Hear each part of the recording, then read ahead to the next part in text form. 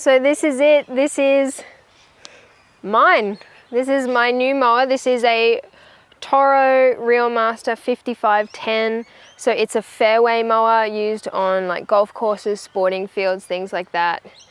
It is way overkill for my place, but it is honestly, I'm not doing like a Jared Hayne. This has actually been a dream of mine for the longest time to own a Reelmaster. Admittedly, I probably only really wanted like 3 cutting heads. This has 5. This episode, I'm going to talk you through what I know about the machine, how it became mine, and basically I want to document the whole journey. So this thing is a weapon.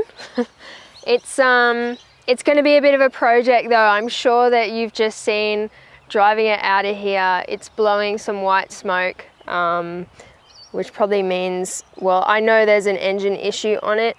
So the backstory is this has been used on some sporting fields for the last couple of years.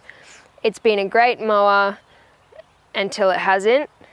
So there's some issues with it, either overheating or I don't know. It's something in the Kubota diesel engine, and the opportunity came about, and I want to say massive thank you right now to Jason from McCutcheon's Lawn Renovations. If it weren't for him, I would not have got my hands on it. I'd actually stopped looking for reel mowers, and I was like, that's a future Emma thing. But this sort of came up and I just had to grab it. It's a fixer-upper. So I'll walk you through everything that needs doing, but ultimately the goal is to have this cutting out near the turf plots. I'm going to put about 1,000 square meters of turf down. I'm thinking just wintergreen, nullarbor, couch. The reels look like they're in good condition. That was the first thing I checked. Whenever you're replacing cutting reels, the prices just skyrocket, but they look like they're in really good condition. So I think they've barely had a grind. I spoke to the guys and they think that the last time it was sharpened was about 3 years ago. It's got onboard backlapping, so that's how they've been sort of sharpening this up, probably a couple times a week, I would say. The way backlapping works is it doesn't wear the reel, it wears the bed knife, so that's why all 5 are donezo. They need replacing. But apart from that, I'm not too concerned about the reels. So I brought the GoPro up here to sort of show you the view that I've got and what I see. All right, so here's the control panel. So there's your throttle lever. This is like the joystick to raise and lower the cutting units. This is the switch to turn the reels on. So obviously that is off currently. Over this side we've got the headlight switch. Got a couple of lights here. This is the alarm light if there's a leak detected in the hydraulic system. There's the temperature gauge. I think I'm going to turn this all on soon and take it for a spin and just see does anything come up and sort of just how it behaves, what happens with the temperature and everything like that. The only thing I haven't done is checked to see if the reels engage and if it can sort of drive and deal with that. So I might just take it for a bit of a spin, warm it up, see if it throws any alarms, codes, lights, whatever. And then I might try and engage the reels down here. It's set to like 12 mil, so it's going to scalp. So I'm only going to do that here. I won't do it for very long, if at all. I just want to check that that part of the hydraulics is working. So, all right, I'm nervous, but I'm going to put this back on and have a go.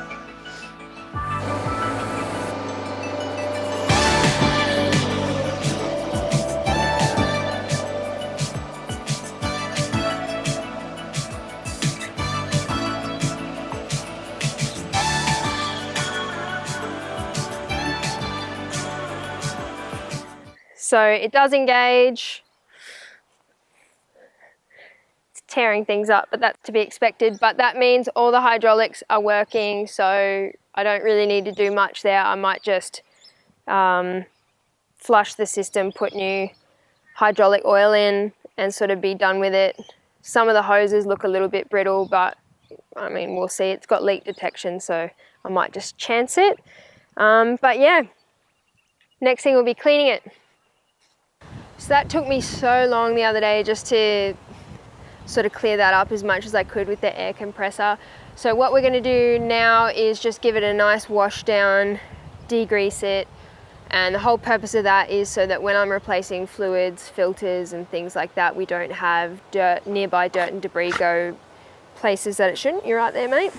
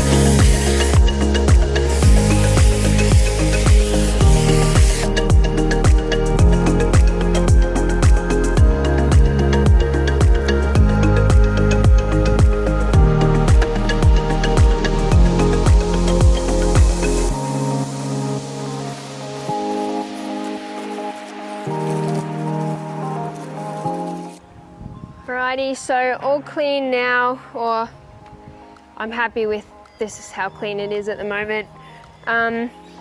So all I'm going to do now is just let it air dry, let everything dry out nicely, then I'll park it up. The next time you see me with this mower, I'm hoping that we'll probably drain the fluids and start actually replacing some filters and things like that, and then see what it looks like after it starts up. But I have a fair inkling that I might have to give my cousin Warnie the call up, and we might have to feature him on an episode to replace the rings.